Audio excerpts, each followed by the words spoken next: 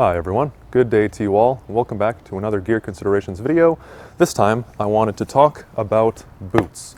The reason for this is I got a comment asking for some recommendations on boots a while back, and I realized that there's a lot that goes into a pair of boots. Personally, I would say this is actually probably one of the least cool pieces of gear, at least in my opinion, compared to like plate carriers and that sort of thing. However, they are also probably, I would go so far as to say, the most important piece of gear, because you're going to be walking in them all day, and so it's very important to get a very good pair.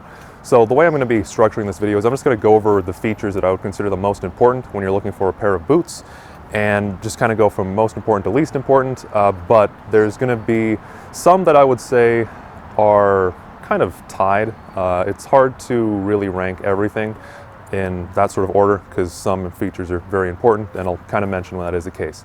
But we'll go ahead and get started with what I would say is the very most important feature, and that is the height. The reason I say that the height of the boot, so how high or how tall the boot is on your leg, is the most important is because it is important to get a boot that is tall enough to integrate with gaiters. Generally, I prefer to go with pants that have built-in gaiters.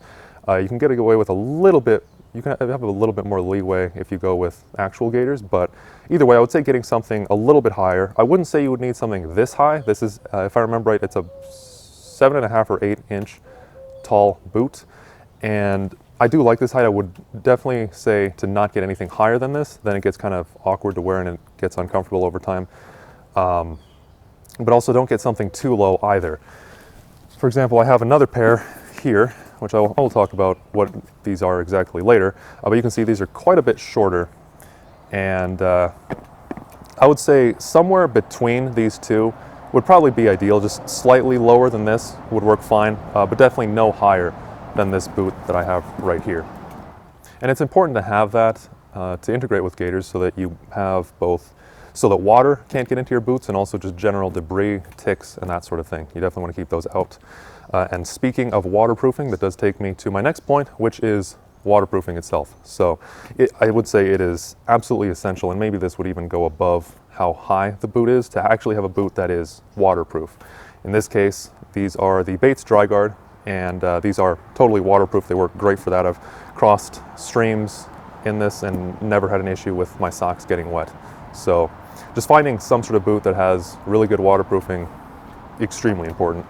And then another very important part that is you don't really realize how uncomfortable it is until you actually go and hike in them, and that's going to be how flexible the boots are. Specifically, I would say to steer away from steel-toed or composite boots. I have tried hiking with those in the past, just because old job I used to have, I had those for work, and just was like, hey, these will work fine, and they didn't. It is extremely uncomfortable. You'll want something that has a lot of flex to it, especially if you're going up, you know, this kind of would depend on your exact environment. In my case, where it's very mountainous, pretty much everywhere that I go, I do want something that is very flexible, because otherwise it gets really, really painful after not even that long of hiking, and then you're just out. So another note on the flexibility, however, is when you're actually trying on boots, don't worry, I would say don't worry too much about finding one that is the perfect flexibility, because bear in mind that they will break in over time. So I would say absolutely stay away from a composite toe, but if you get a pair of leather boots that are a little bit on the too kind of inflexible side to start, that won't be a problem. In my case, these Bates, I have had these for a while. This is my second pair. These do start off a little bit on the tight side. They very quickly wear in to be a nice, comfortable amount of flex, and they just kind of stop there. They're not too flexible as well. That's something you want to avoid as well. You do want some support for your shoe, so it's kind of a good balance there. The next point that I wanted to make that you should consider when getting boots is going to be the insulation. So both of these DRYGuard boots, as well as the work boots I was showing earlier, these are both uninsulated, and I do personally prefer to have uninsulated boots, just because generally where I am, it doesn't get that cold. There are times of the year, of course, where it does get pretty cold, but it's not that bad. And this just allows me to wear these boots for pretty much the entire year. This will change depending on where you are and, you know, the kind of things that you're doing. So just kind of know your environment. Again, if it's colder and you're generally doing stuff when it is colder in the year, then do go with an insulated pair. But otherwise, don't bother because it'll just get way too hot. So it might be a good idea. Personally, I just always stick with these boots throughout the entire year and just kind of wear really warmer socks when it does get super cold, but I might eventually go to an additional pair for winter. And then one last thing I would say to look for when you're getting a pair of boots, and this is by far not, it's definitely not an essential feature. However, it is extremely nice to have, and that is going to be side zip. As you can see here, just a side zip makes it very easy to put these boots on and off. But as I said, it's absolutely not necessary, even with the side zip, of course. This is waterproof. Some of the cheaper boots, even if the rest of the boot is waterproof, the side zip is not going to be, and it's going to let water in. So make sure that there's something there with the side zip that keeps it waterproof. As you can see, this has a material on the inside that kind of folds in. That way it is still waterproof and nothing can get in, or ticks, etc.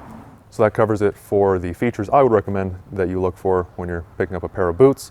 The last thing I wanted to end off this video with was just to talk a little bit more about just a few things that aren't really features themselves. So my personal go-to boot is these Bates Tactical Sport 2. I believe they call them the tall DRYGuard because I think they do make a shorter one. And these work great. This is my second pair. As I mentioned, I do have another pair of Bates that I showed earlier. I use those as a work boot. I believe those actually are a composite toe as well, so they wouldn't work well for hiking or LARPing, whatever you want to call it, hunting, etc.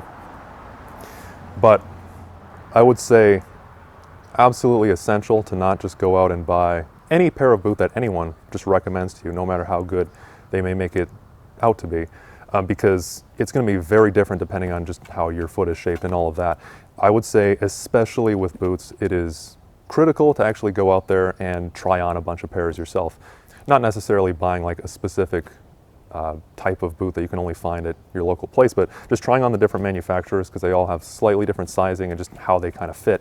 And just finding a manufacturer that will make a good boot that fits you pretty well, and then, you know, from there maybe finding like the exact model you want on their website or something like that and ordering it. But absolutely just making sure that it fits you well and is comfortable in an actual store before you go out and buy it. But that covers it for boots.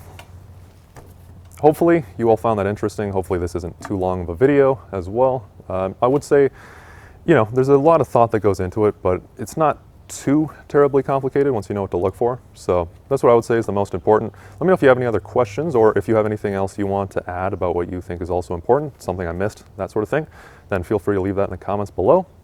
Otherwise, thank you all for watching. Thank you for getting this far. Always appreciate it. And I hope to see you all in the next one. Take care.